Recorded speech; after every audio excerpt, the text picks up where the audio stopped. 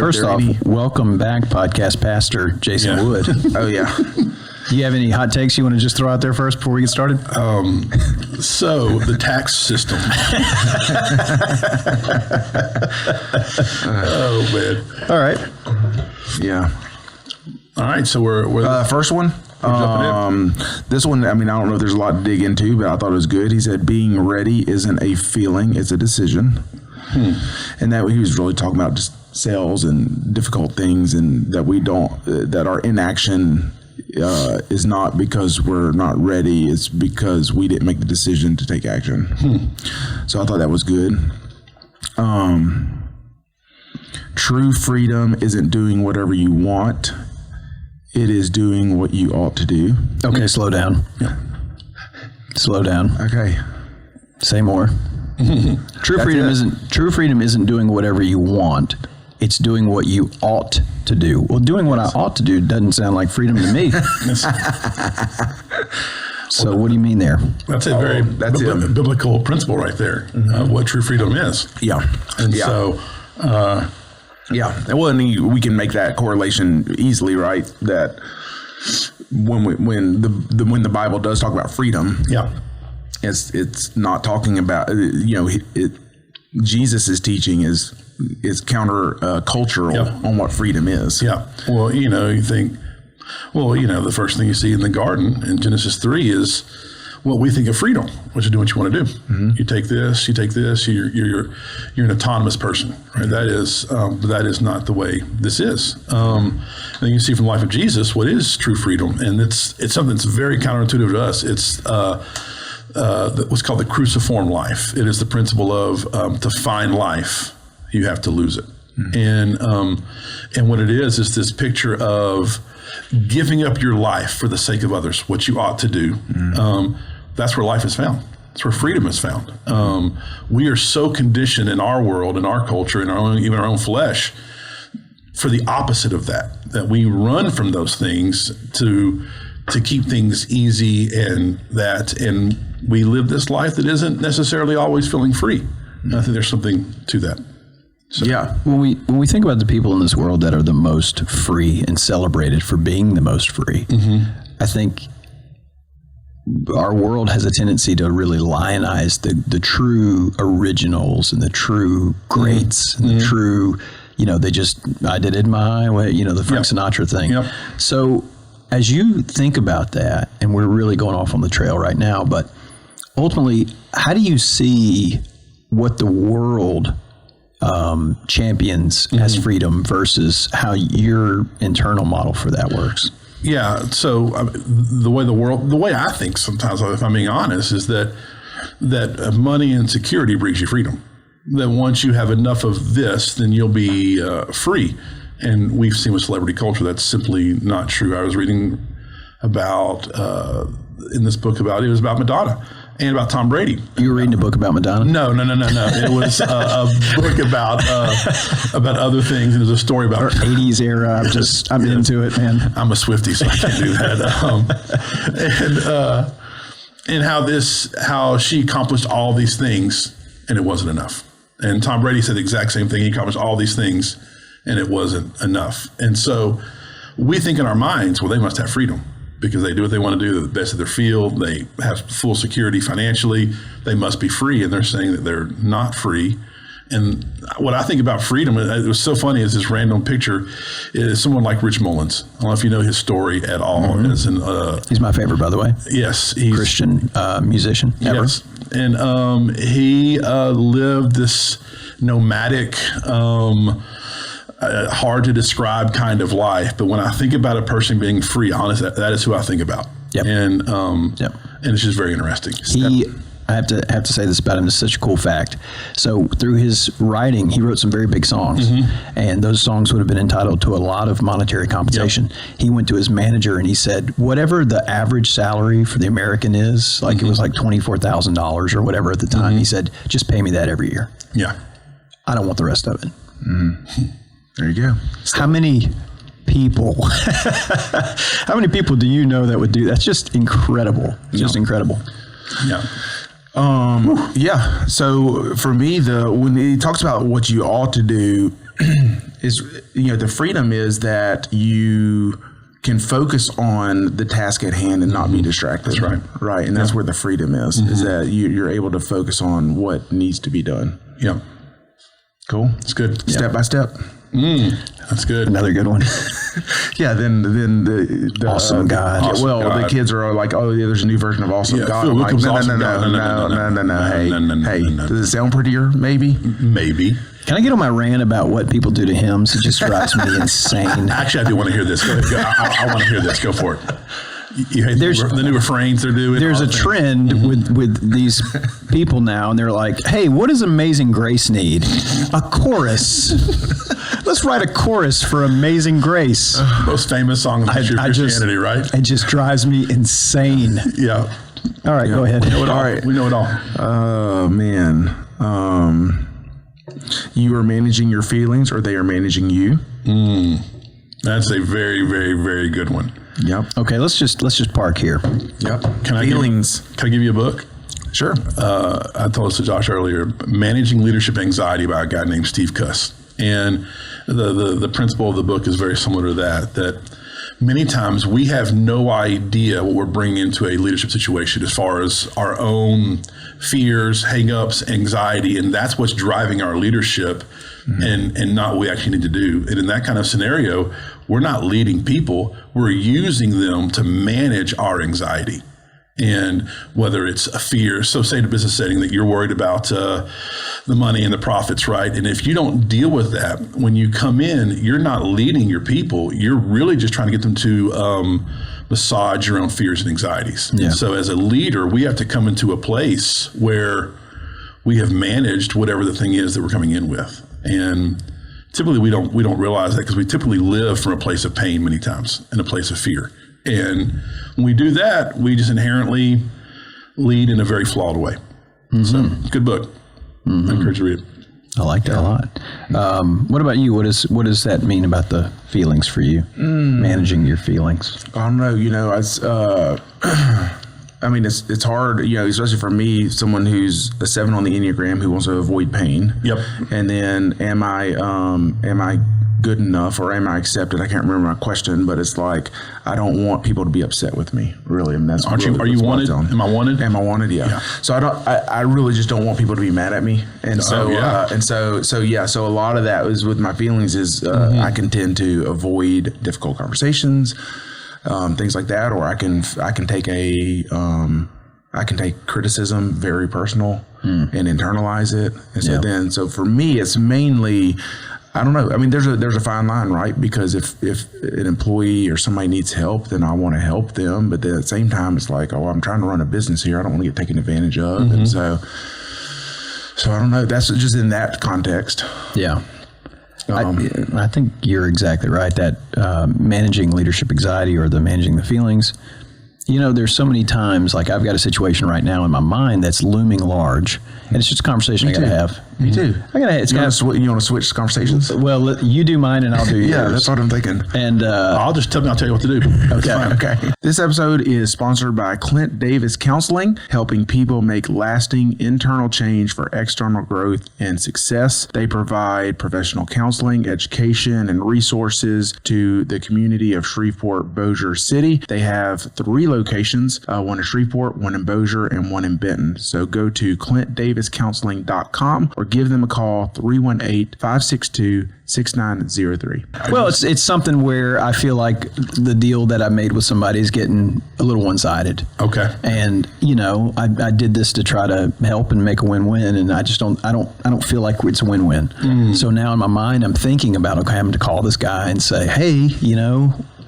what's up? Yeah. This is not working. And I'm like, does that make me a bad Christian to say that? And it's like, why am I even thinking that? Yeah. Yeah, it's interesting that you would think I'm a bad Christian for speaking truth. Yeah. And I really, as you're talking, Leighton, like that really resonates with me. I'm Enneagram 9. Am I good enough is my question. So I want to make peace all the time. In a worldly sense, making peace is just keeping things copacetic and nice over here. In a biblical sense, it's to bring shalom, to bring wholeness to a situation. And I do think part of my calling and my leadership is to do that. But many times, just like you, I don't want to have the confrontation or to say the harsh word that's actually going to bring peace and shalom. And that's where I have to do my own work, or else I'm not going to help a person, help my church, live out my calling, and honestly walk in joy and peace myself, because we're letting these things drive us. And leadership inherently is confrontational.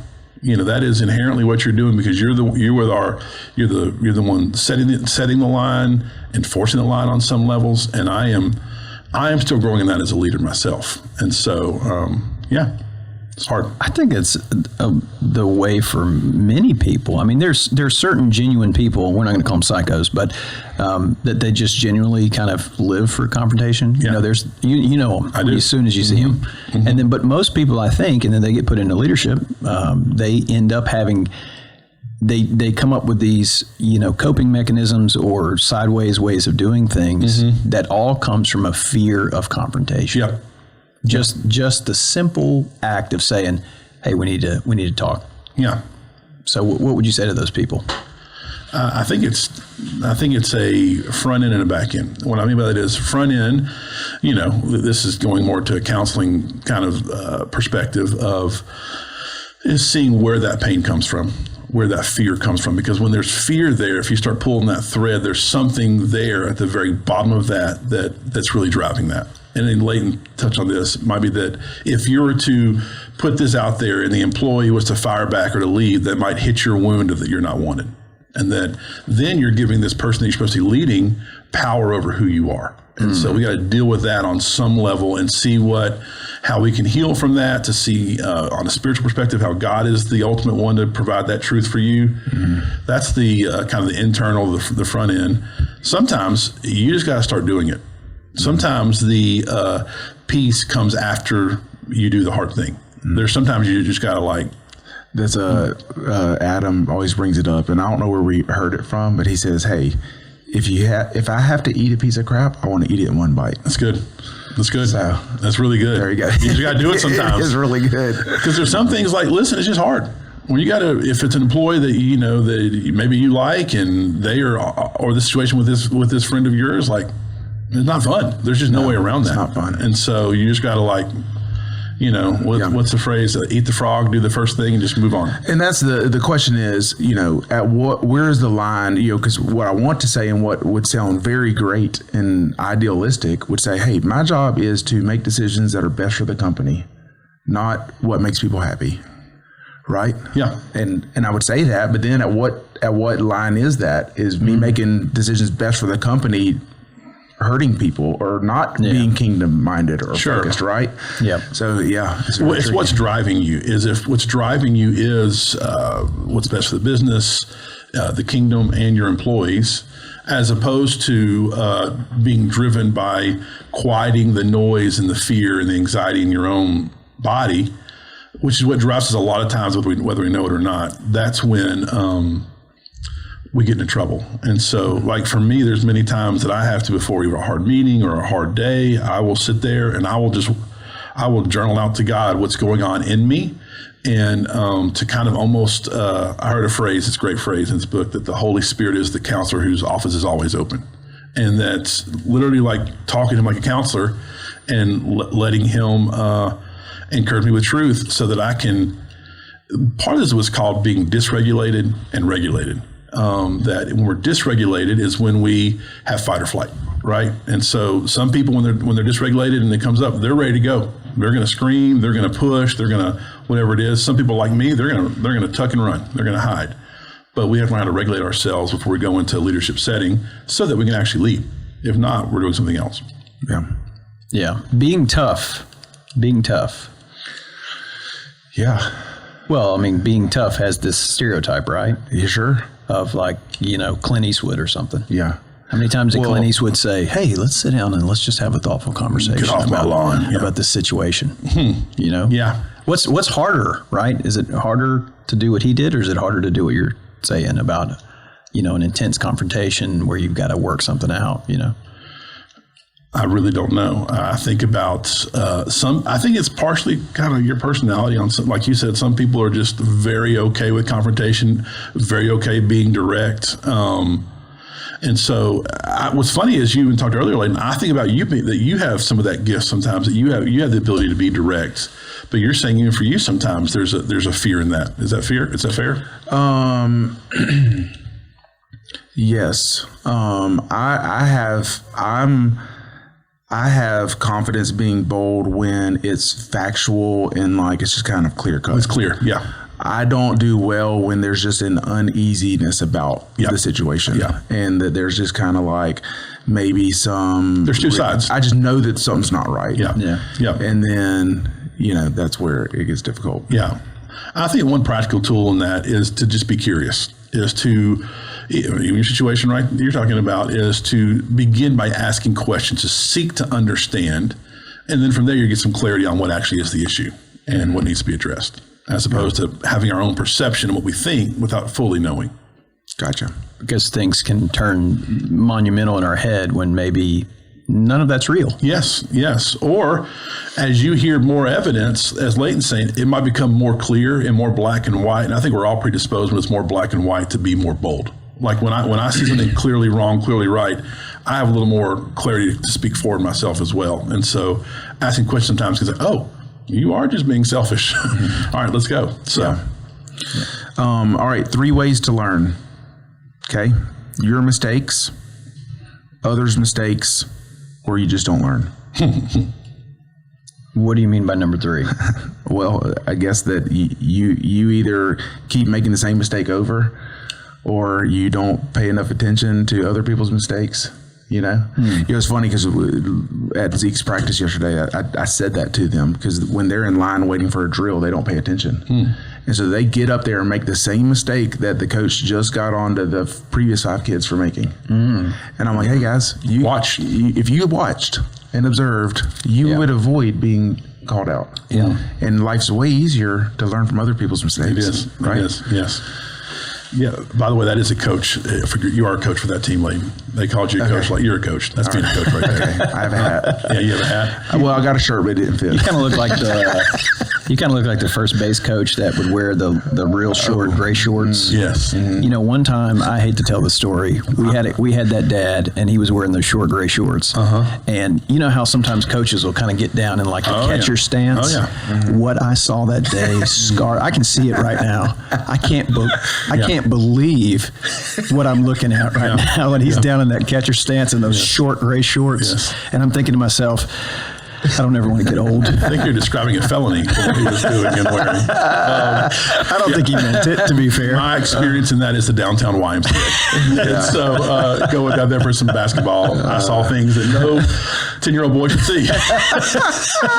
And so, which to this day, I don't fully understand.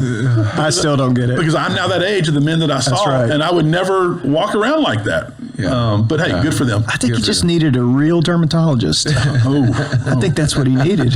Okay. You might let him know that.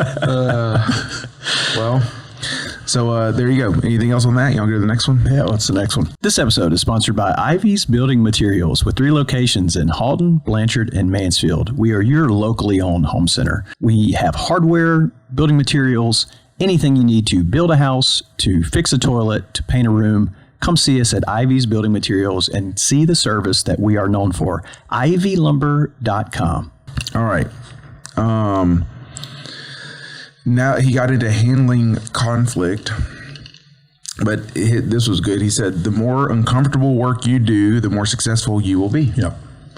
I thought that was very good. And that goes back into what we were just talking about earlier, is kind of avoiding the hard things. Yeah. And it's difficult to do that because, and we've talked about this on the podcast before, we don't have a boss. Yeah. Like, we don't have a boss saying, hey, you need to go have that difficult conversation. Yes. We could not have it for Yep. a month and nobody's going to be mad at us. So let's break this down, because I think there's actually two avenues in which he's right here. So when talking about uncomfort, we've been talking about things like uncomfortable conversations, right? And I think there's a ton of truth to that. So at one point I thought to myself, my job is just having uncomfortable conversations over and over and over again. That's what I'm here to do. Now, there's also a way in which he said success, where uncomfort means putting yourself into new and novel situations, stretching your muscles. Your leadership, yeah. That's right. Pushing yourself a little bit further. What do you think he was talking about? That's probably part of it. You know, I would say he was thinking like, hey, what are you scared to do? You should go do it. Yeah. And you know, I think for me, it's very easy for me to speak in public because I've done. I grew up with it and I've always done it. But then I hire employees that are in their 30s, 35, 40 years old, and I'm like, hey, we're going to BNI and you got to talk for 60 seconds. And they'll quit. Oh, yeah. They will. All right, Yeah. that's cool. That's been fun. We get your bonus back. And they'll literally just to avoid standing in front of 20 people and talking for 60 seconds. And so like for me is like that will lead to success, overcoming that and doing that, and it gets easier and easier. That's just an easy example. It's like physical exercise. Like you, to grow physically, you do exercises that make you become sore. And you got to keep doing that. That is actual growth. And the same is true with leadership, that as you tackle new things or new environments, you mentioned earlier your business is growing beyond you. And so that means you're going to have to learn and grow new leadership muscles to lead that kind of organization. Even our church, we're in a season of growth as well, in which, you know, what I've grown to do is to pastor a church of 200 people. That is not who we are anymore. And so so for me, I'm in these uncharted, uncomfortable waters where I feel over my head, I feel ill-equipped, and nobody likes feeling that way. But where his point is, that is where growth is found. As you begin to tackle those things and learn things, make mistakes, and just put yourself out there on some level. Well, we're all in the same boat on this, I think, with what you're saying. And I want to just throw this out there to all of us to bounce off of, which is this idea of my role has moved faster than my identity. Yeah. So how do you navigate that idea that my role has now surpassed my identity? Yeah. I think it's seeing the work of growing your character and your identity as important, if not more, than your competency. I think we tend to think about leadership growth primarily as growing in competency, which of course it is part of it. But I think, and this is the whole point about your feelings, and man, if you're not growing your character on that level as well, then it's going to get you. I mean, it's going to literally at some point swallow you up, because you don't have the foundation and the character to handle the amount of stress and change and failure that's going to happen as you're growing in your competence as you go. Does that make sense? Well, so let me just like push on you there. So in your example, you were a pastor of 200 people. Now it's 400, 500, 1,000, whatever. 3,000. What podcast pastor? Millions. What are you putting into your toolbox daily that will help your identity match your new role? Yeah. For me personally, it's a team of people that, so for the past few years, I had a certain way that I cared for my soul, right? I would Sabbath, I would talk to a few friends, I would have a coach that I might talk to twice a year, those kind of things. I'm in a season right now where I am talking to different pastors and counselors and coaches multiple times a week. And not just to learn things, but to have them actually pour into me. Because the more you're growing in leadership, the more you're pouring out. And you said this earlier, we don't have a boss, which also could mean sometimes we don't have somebody that's actually investing and caring for us. And we have to have the same initiative in growth, to have that initiative in character growth, so that we can continue to have the stamina to go for the long term. And so part of just learning what is essential, that physical exercise now is not just a physical thing for me, it is a spiritual, emotional, and mental thing for me that might not happen in the past, but now if that doesn't happen, you can feel some of that stress come. Yeah. So I like that a lot. I mean, that's in a lot of ways the 35 to 45 transition we talked about in the last episode, where now, and I don't know you know, at 35, it wasn't the same way, right? You weren't thinking about physical exercises. No, well, probably you're not as old either. Yeah. But yeah, you feel like when you have more of a handle on things, or I guess even the immaturity, like you're just kind of going and not thinking about it. And the more you go, the more you can step back and have a little perspective on like, oh, this was really needed. And you have people speak life into you of like what's happening. I remember there's a few things even this past year I talked to Lade about within leadership, that a few of his words even today resonate with me. And it's just learning to value those things, I think, more than we do when we're just going. Mm-hmm. Yeah. I like it. Good. Maybe this will be more clear. I mean, I see what he's saying, but we can unpack it if you want. He says, stay away from no news and lies. Stay away from no news. No news and lies. Yeah, so I don't know. Maybe I had a typo. This was a good one. Be your own best friend. And, you know, when we talk about leadership, I remember Andy Stanley, I reference him so much because he really formed my leader. Yep. He was my leadership coach through his books early on when I was 20. Yep. But he, I don't know, what did Andy Stanley say? A lot of best friend. What? Hold on. What quote was I going to say? Oh, you know, he had a chapter or a book. It was titled "Leadership is Lonely," right? Yep. And that's so true. So true. The further away, the higher you get in an organization, the least amount of peers you have. Mm-hmm. Right. And so then it's like, you know, we don't have a cool club of lumberyard owners. No, we don't. Like Josh has to go and relate to people. Yeah. But that's it. Like, who am I going to go talk to that has, can relate to owning a business new? And there's not many people, right? Yeah. So, but we says, be your own best friend. His thing was, you know, are you saying things to yourself that you would never say to a friend? Yeah, that's good. That's the John Acuff soundtrack piece as well that he talks about, that when you have this negative soundtrack, one of the questions asked, is this true? Okay, is it true? Would you say it to a friend? And so if there's a no on either one of those, then you shouldn't say it to yourself, which of course. Yeah.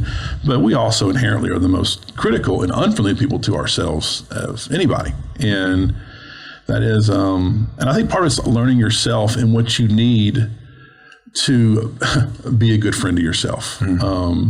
I'll give you a strange example. I've realized over the past few years that one of the things that refills my tank is to get in my car and just drive and put on some music with no agenda and just drive. And I find it as a Third way. day.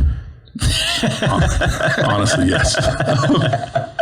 It's really bad. It's really bad. I wasn't going to speak actual stuff because I sound so lame. But anyways, but it's a way. It's like a gift to myself. Like, okay, I don't have to be on right now. It's just me and God, and hopefully I'm not getting in a car wreck. It is not a gift for the other drivers.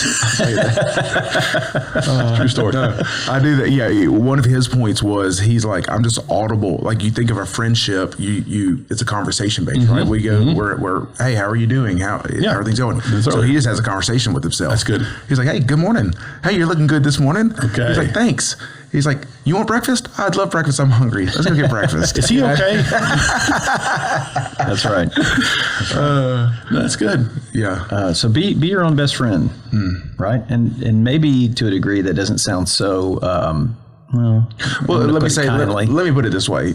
Me and Jason would say we're best friends. Yeah. We've known each other since whatever, right? For life. Well, we have walked through some difficult things together, right? Yeah. Very stupid mistakes. Jason actually stole the chips out of my lunch box when we were in high school and didn't tell me. And I didn't realize till the next day. And he was like, what? I was hungry. But I went home yelling at my mom for not packing me chips. Oh, yes. I got a lot of thoughts here. But having said that, there's nothing that Jason is going to do. There's no screw up he'll do that will make me push him away and not be his best friend anymore. Wow, that's touching. But I think that's what it is that we internalize that we make the smallest mistake and are so critical of ourselves for just the smallest thing. Yeah. You know, if I would have called Jason and said, "Oh, I made this mistake," and whatever, he'd be like, What are you talking about? Oh man, that sucks. Hey, did you watch the game last night? Right? I mean, like he's not harping on it and dwelling on it and spending days and beating me up over it. Now, he did over the chips thing. He dwelled on that for like weeks. That might be our biggest fight ever, honestly. He still brought it up today. Yes. Yeah, well, you know, we talked last week about, you know, work and your family. Leighton was a senior in high school, and his mom was packing his lunch still. That to be very, very clear. So, Where do you think? Okay, let's just go there. Let's go there. Where do you think this idea of hating yourself, self-loathing, where does it come from? Isn't it a weird thing? yeah, well, you know, the theological kind of idea, this is a sin, fallen world. There's three enemies. There is, of course, we believe in a real Satan. We believe that the lies of the world and our own flesh, that there are all three of those. So, for example, there is a real spiritual enemy that is spreading lies and doing work that we don't fully understand out there. There is the world, and primarily in this context, it is our family of origin that we get a lot of these messages from. And there's our own flesh. There are times that I have made mistakes that are really stupid that I can look back on and say, oh, yeah, that's who I am. And so you have those three things at work, and it's going to come out in a recipe in like a little, you know, dish in our own selves is pretty negative, pretty critical, pretty toxic. Does it make sense? Mm-hmm. And so it's just learning to be aware of those things. Of course, I believe in there's a spiritual protection that you pray for. Even this morning, as you pray the Lord's Prayer, I prayed every morning. There's a phrase in there to deliver us from evil, and the point of that phrase in the line is literally spiritual protection from the enemy. There's that. As far as the lies of the world, it is our job as adults to deal with the harmful messages, if you want to say trauma, family sins that were in a sense passed down to you. It's real, the pain we've been through, but it's also real that it's our responsibility to walk through that pain and destroy those lies with truth. And then second, we have to learn how to battle our flesh. And that's all very, very different for all of us. So. Well, you said something in the last episode where you said, you know, when I'm in that moment of sin and failure, I run to God much faster now. I don't dwell in just the quagmire of it. Yeah. And is that kind of where what you're talking about here? Is that you've learned to deal with those situations of self-loathing and self-hatred through just a faster embrace of your identity? Yeah, I think it is learning how to use your tools better. And what are your tools? Biblically, I think this is what you say, going from the dark to the light. Is that you're dragging lies from the darkness to the light. Many times, as even Leighton said, there are these internal lies that we never even, one of the first steps could be, as even this person said, to speak to yourself. Like that is a way of bringing it to the light. Sometimes you need to call a friend. That's going to help you walk into truth. And the older you get, the more you should learn how you can go back to the Father's love as quick as possible. And that is what really heals all the lies that are out there, is when you can see from his perspective who he is and what he says about you. And he has the final word. So we should learn that more and more and more and more as you get older. So failure in business, failure in your, moral obligations, both really kind of have a similar solution path. Yep. Is that right? Well, when your kids mess up, where do you want them to go? You want them to run from? You want them to run, hide, or you want them to come to you? I want them to come to me. Yeah. Because I will love them, encourage them, and help them take a next step. Same thing with our Father in heaven. So. Good. This episode is sponsored by Plumber for Hire, locally owned plumbing company specializing in residential and commercial plumbing. They've recently expanded into new construction plumbing, and also, they're very proud of starting their HVAC division. So when the temperature gets hot, if you need any servicing or work done on your heating and cooling system, make sure to call Plumber for Hire. There's no job too big or too small for them. You'll see their vans driving around town. Give them a wave. They really pride themselves in getting to every job within a day of the call coming in. So get in touch with them, 318-709-9090, or visit their website, plumberforhiresbc.com, or you can find them on social media. Sorry, Pastor Luke Allen's calling me right now. Oh, really? Yep. But all right, let's just predict. What do you think he wants? I think I might have pocket dialed him earlier. See, that's really good. That's really good. Okay, here we go. Striving to be unoffendable.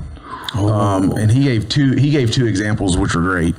But he said that he started doing this years ago when he had road rage. So to strive to be unoffendable, he says when someone cuts him off, his first response is, "Good move." He's like, "Man, there was only a foot between me and them, and you got right in there, man. What a good move! It's a bold move. And Yeah. he said, Skillful driving. but he said, just saying that, just you don't dwell on it, and you're not upset. He's Yeah. like, "Man, good move." You know, as bad as this sounds, when I read that line in my episode prep today, I thought about Tommy Shelby in Peaky Blinders. One of the reasons I love that character so much, it's a terrible show, but one of the reasons I love him is that he's just so unflappable. Oh, yeah. In the face of whatever comes his way, he just he can just almost not, he's just not reactive to it. And you think about it in business, and I know there's been several times where people have said the wrong thing to me, and they've tipped me off. And it doesn't happen often, because I do try to stay pretty calm and cool. But in that moment, when you lose it, you've lost all power, all control, all. Yes. I mean, it's over. You've over. lost. Yep. Yeah. You've lost. Yeah. Yeah, and that's what you give them. Not only are you suffering from what they did, right? Now they're controlling your mind. That's right. They're in your mind. That's now right. it's both. That's right. Right? That's right. It's so hard, but that's such a good phrase ascribed to be unoffendable. Yes. Because if you can maintain that control over your emotions in whatever the circumstances are, you can work through the logical faculties of your brain rather than the emotional override of the circuits to help you make a good decision. Yeah. That's so good. I love it. And part of it is we're offended because we believe it's personal. Yes. And if you can learn to, for just even a second, think of, it's all about, most times it has nothing to do with you. Yeah. When they are upset and they say the words. And if you realize that, it allows you to maybe not be so offended, because, it's their own pain coming out, has nothing to do with you. And so, Yeah, his second quote he always says is, anytime somebody's critical to him, he smiles and says, "Thank you. There's some truth to that." this guy's got to figure it out. That's how he ends it. Yeah. There's some truth to that. There's some truth to that. Yeah. Yeah. And you smile at him. I mean, it's good. Yeah. And so I feel like this is so random. I was driving over here today and I was thinking about the classic book, How to Win Friends and Influence People. Yes. Carnegie. And how much that has really influenced my leadership. Yeah. Just the principle of smiling at people. And even that thing you're talking about right then is that, that's very disarming. Yeah. That if somebody comes at you they come at you with an 8 and you meet them with a 2, it normally de-escalates pretty quickly from there. Yeah. So it's good. Cool. Then the last thing that I wrote down that he said is, don't want what you don't want. Which is pretty much saying, hey, you might think you want this in life, but you really don't. Well, how do you interrogate that, right? Because obviously there's some kind of desire there for whatever the thing is. But how do you interrogate, is this desire properly ordered or... Well, I would say, to me, it would be having people around you that you can bounce that off of, right? I've for the longest time, I owned my companies 100%, and now I'm in partnerships. I've sold parts of my companies to partnerships. Well, now I can't make decisions right away on big decisions, right? Now I have to take time and articulate. I have to sales pitch the decisions I want to make to my business partners. And a 7 on the Enneagram, a lot of times those turn out to be not great decisions, right? And then of course I have a wife that's really quick to tell me her opinion on my crazy decisions, but don't watch what you don't want, because, hey, maybe I don't want to triple the size of my business. Yep. Maybe I don't want that. Yep. Right?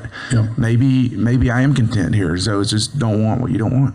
It's the whole thing, it's buying the new car you think you want, and like, oh, well, I actually don't want that. And so there's 1,000 things like that in life and in business that you think you want, but if you were to really step back. Yeah. So Clint Davis, who lets us use his podcast. Thank you. Clint Davis. He would always say, play the end of the tape. That's good. And so that's really it, right? Yeah. Let's play the end of the tape. If what I really want to happen, or, if I really want to go acquire these businesses, or if I really want to do this, what does my life look like now? Yeah. Do I really want that? Yeah, it's good. All this requires slowing down. I think as we're talking about, all these different principles happen through being present, slowing down, and not just going. And what tends to happen with me is when I'm seeing opportunities or have an idea or whatever, I just subconsciously ignore every red flag. Yes. And I look at every great possibility, you know, and I'm like, hey, yeah, but what, you know, so really, I think that's what it is we have to have an outside voice that we can bounce things off of, or even if we don't approach them, we've given them the freedom to speak into us. Yeah. It's funny. I have the opposite thing of a lack of confidence with ideas. As opposed to you, I see all the negatives that come. And so I almost need the opposite of somebody to, like, you know, put courage in me to move forward. And so it's interesting. But all this require other people, I feel like. Yeah. And I think that's where, you know, you think of, we talked about earlier, but coaching, a team, counseling, anything like that. The thing with that is, as a leader, as being at the top of organizational chart, we have to initiate those. Right? Like we have to say, hey, I'm going to pay you to make sure I behave, right? Yep. Like, and that's just kind of counterintuitive. It is, right? Because one, if it's free, 99% of people wouldn't want somebody to do that. That's right. And then, you know, another thing Clint always talks about is like those relationships and pathways need to open up when you're at your normal sense of life. So not crisis comes, not when you're sitting down about to sign documents of some purchase, and then say, hey, you know what, I'm gonna go ask, you know. So it has to kind of be. Yeah, we can't crash study for the for healthy friendships and relationships to help us in those moments of crisis. Yeah. We have to have those built over time, so that when that happens, we have actually avenues to turn to. And I think so. Excellent. Yeah, good stuff. This episode is sponsored by Priority Roofing, locally owned, family-ran business specializing in residential and commercial roofing, repairs, replacements. No job is too small. They've helped thousands of homeowners in the Shreveport-Bossier area over the past several years. Call the office, 318-202-2123, or visit their website, PriorityRoofingLLC.com. One of the things we ask, I'm going to ask Jason about a meal because I could probably guess what his favorite meal recently was. All right, what do you think it is? What do you think it is? Yeah, seriously, just put it out there. I would say Cane's chicken strips. No. Okay. Good guess. No. My favorite meal in general. Okay. You want specific? Steak? Is a ribeye steak. A ribeye steak. Yes. And so normally my favorite probably would be Silver Star. That's probably my consistent favorite. They have a good steak. I like their seasoning. You can buy their seasoning. We bought it. Yes. It's very, very good. David Alvis, a Busy Smalls alum. Friend of the pod. Friend of the pod. Yes. Yeah. So we're fans of Silver Star. I am too. And it's so close. Yeah, it's right there. Well, they're everywhere now. And so wherever you are, they're close. Well, maybe not to Josh, but. Well, no. Well, when I work in Halton, there's one right down the street. There's one. There is. Blanchard. We've met there many times for lunch. Yes. So, yeah, I got good coverage. Now, so we do ask, what are you excited about? What am I excited about? Whether it has to do with your career, your life, what's exciting coming up? Well, I have like a lot of things. Can I just, I don't know when this is going to be posted, but it's Easter. Easter's coming up, and that is an exciting time for Christians in general. And so I love Holy Week, our Good Friday service, our Easter. I mean, all those are really exciting to me. I love those things. In May and June, we have some family trips planned. Me and my wife will be 15 years this summer, me and Tracy. And so we're going to have a little trip and go to the beach with the kids. So I'm excited about that. Lots of fun things happening and coming up. Yeah. So that's beautiful. Awesome. That's beautiful. Like it. There's another question though. Oh yeah. If you had have we asked him that before? If you had a magic wand, how would you fix? What would you change? North Bossier? Immigration. No. What's the question? If you had a magic wand and could change anything about our community, what would it be? Northwest Louisiana. That's a great question. I'm a harmony person. And so my magic wand is going to have, I'm going to say peace and harmony and have branches off that because I'm going to cheat. I would love first that if in Northwest Louisiana that the churches could be kingdom minded and work together and not in competition. That would be a beautiful thing to me because we are literally on the same team. And so, and need all kinds of churches for all kinds of people to do all kinds of things, and that we should be their biggest cheerleaders. Part of the Harmony branch, Peace branch as well, is, listen, I grew up in Shreveport and Bossier, and there is a huge racial divide. And I just wish things weren't that way. And then this is just a last thing, that we would have stuff that comes here and stays here and thrives. So, yes. Yeah. Well said. We could get into it for hours and hours, but what would it take for all the collective churches to work together? Because this is not the first time someone said this. Revival. I think on some level it's something like that. I'm probably not smart enough to answer that question. What I know, the way it starts is with prayer. Which I know sounds so like a pastor answer to say, but it's just true that praying for that to happen, and then beginning some kind of and I probably should put some steps to this, prayer partnership with different churches and pastors in the community, begin praying through what that could look like, would be my initial thoughts. But Is it relationships between the leaders? That's who's driving things. It's so interesting. We grew up in Shreveport, went to Calvary Baptist Church, and I'll never forget. There was like, even in my own mind, there was this like competition of like Summer Grove or something, which is Brookwood. just in Brookwood. Yes, They weren't much of a competition. I know, right? Man. We had the main event. Yeah. That was our night service called the main event. Anyways, that was like an inherent thing. And then I was talking to my boys the other day, and a similar thought came up that they said, and I was like, wait, like I have never once said that or taught that. So it is in the culture, like literally in the culture. There's this, we're a tribal people. Yeah.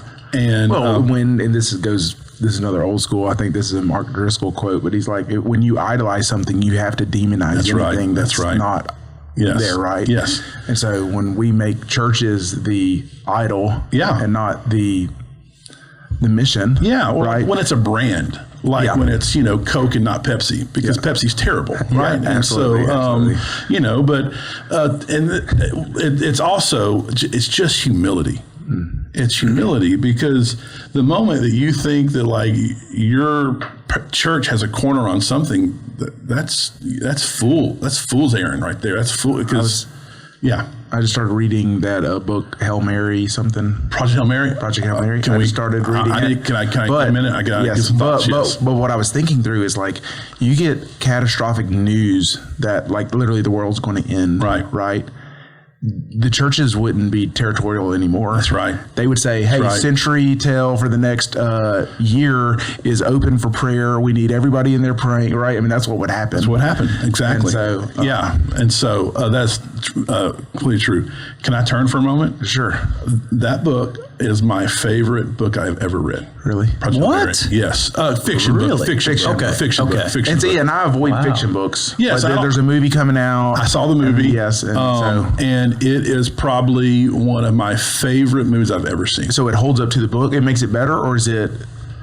I think because of the medium of a movie, of the visual and emotional stakes of it, in some ways it improved on the book. What's helped me is I'm reading the book, but I already know who the cast is. I can picture it. Beautiful Ryan Gosling. Yes. And so it's kind of like, is it Ryan Gosling? Mm-hmm. Who are you picturing? The guy that plays Deadpool. Ryan Reynolds. They're basically the same person. Okay. Yeah. Thank you. So, that's fine. It changes things. Yes. I'm only on like chapter 4, so. Yeah, it's a good one. It's the way it's written too. It's a good book. Yeah, it's very good. Very, very good. All right. Well, there we go. Who knew? Who knew we had such big Project Hail Mary fans here? Yes. And so it's a move for the whole family. That's what I've heard. Yes. There you go. Yes. Okay, well, this has been great. Great. Podcast pastor Thanks. Jason Wood. Yes, thanks to have He's given Jason us back. so many things. Let's just think Yes. through what he's given us in this last go round. Okay, Okay. He's brought a levity to the podcast. He's brought a different angle in the messaging. He has brought controversy at times. I fixed immigration. He has. He confessed to taking my chips. No formal apology, but he did confess. He did finally make a confession on that. And then lastly, he gave us the antidote for fixing our community. So Yes. I think this has been a pretty good run. Yes. It's been a lot of fun for me, at least. And so I think it's now time.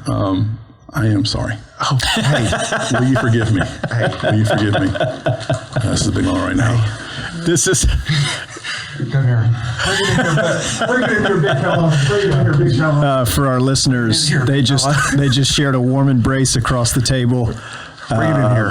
That was emotional. The temperature in the room has gone up probably 4 to 5 degrees. It's getting a little warm in here. Yeah. I say let's go get some barbecue. Let's do it. Yes, let's do it. All right. All right. Bye. See you guys.